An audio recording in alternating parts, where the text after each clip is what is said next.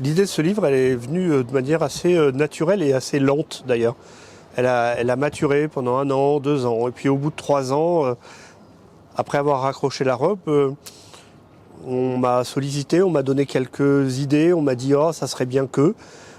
Et puis j'ai commencé à écrire 1 ou 2 histoires, parmi celles dont je me souvenais le plus, parmi celles qui m'avaient le plus marqué. Et puis j'ai trouvé que l'encre coulait bien. Et puis de fil en aiguille, on a tourné les pages et puis ça a donné ce livre.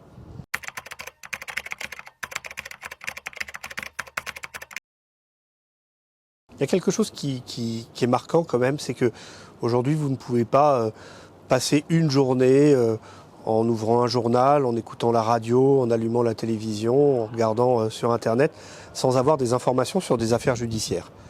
Ça a toujours existé, il y avait les rubricards qui couraient les chambres correctionnelles ou les cours d'assises, mais il y a quelque chose d'extrêmement prégnant. Aujourd'hui, chaque Français connaît le terme de mise en examen, de renvoyer devant un tribunal, de placement en détention, même d'exécution provisoire à la faveur de l'actualité. Et ces affaires, elles intéressent les Français. Alors, parfois, elles sont emblématiques, comme dans certaines affaires criminelles, comme souvent et comme depuis longtemps. Et puis, elles intéressent même lorsqu'elles sont complexes, lorsqu'elles mettent en cause évidemment des hommes publics, des hommes politiques, mais pas que, des personnalités qui sont régionales ou qui sont nationales. Et donc à partir de ce moment-là, l'idée c'était de se dire, est-ce que l'expérience qui a été la mienne à travers 26 ans d'audience, de rencontres avec des clients, pouvait donner une certaine idée de la justice. Comment ça se passe quand on est accusé, quand on est accusé à tort, quand on est victime, quand on dit qu'on est victime, comment on est défendu. J'ai essayé de faire rentrer dans la limite du secret professionnel le plus possible le lecteur dans le secret d'un cabinet d'avocats, puis ensuite dans le secret d'une audience qui est parfois à huis clos ou pas, et puis parfois dans des affaires un petit peu plus publiques et emblématiques, pour dire voilà, ça peut arriver à tout le monde. Ça peut arriver à tout le monde.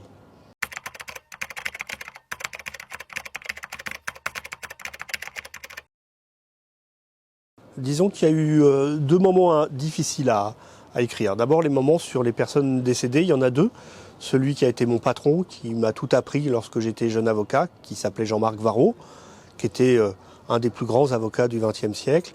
Et puis Maître Mo, alias Jean-Yves Moyard, ou inversement, avocat au barreau de Lille, que j'ai connu dans la dernière partie de mon exercice professionnel, qui avait un blog incroyable, qui était très suivi. Et ces 2 personnes, ça a été difficile et douloureux d'écrire sur elles. Et puis il y a une affaire qui est marquante pour moi et qui a toujours été une affaire difficile, c'est l'affaire de l'école en bateau. Celle que j'appelle dans le livre Le bateau du viol, cette histoire qui se passait au début des années 70 et au cours des années 80, où un pédophile, condamné pour ça d'ailleurs, avec l'aide d'autres adultes, ont fait venir sur un bateau, sous prétexte d'une école alternative, des jeunes enfants entre 9 et 13 ans, et en réalité pour abuser d'eux. Cette affaire, elle m'a évidemment marqué parce que j'ai défendu au début des années 2012-2013 ces enfants devenus adultes. Donc finalement, j'ai défendu des adultes qui étaient enfants et qui avaient été victimes, et pour lesquels j'ai gardé des liens très forts et pour certains des liens d'amitié. Voilà, ça a été une histoire douloureuse, c'est sans doute la plus longue du livre, mais une histoire nécessaire parce que, évidemment, qu'elle fait écho et qu'elle est toujours d'actualité.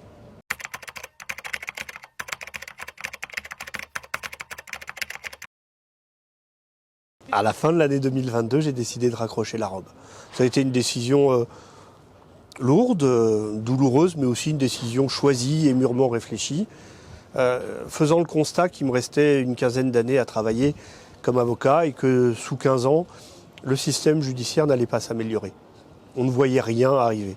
Même si on avait un garde des Sceaux, ancien pénaliste, ancien avocat d'assises, rien n'allait changer et on s'épuise en tant qu'avocat parce que en réalité, tous les jours, on a des clients qui viennent, des vraies personnes, des personnes qui sont en demande. Et on leur dit « Ah bah non, le greffe m'a pas donné ça. Ah bah non, le juge a prorogé son délibéré.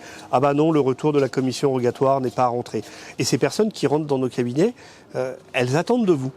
Et Et finalement, elles se disent, c'est parce que l'avocat ne fait pas bien son travail. Et en réalité, on nous demande, nous, en tant qu'avocats, d'écoper dans un bateau qui est en train de prendre l'eau, qui est le bateau justice.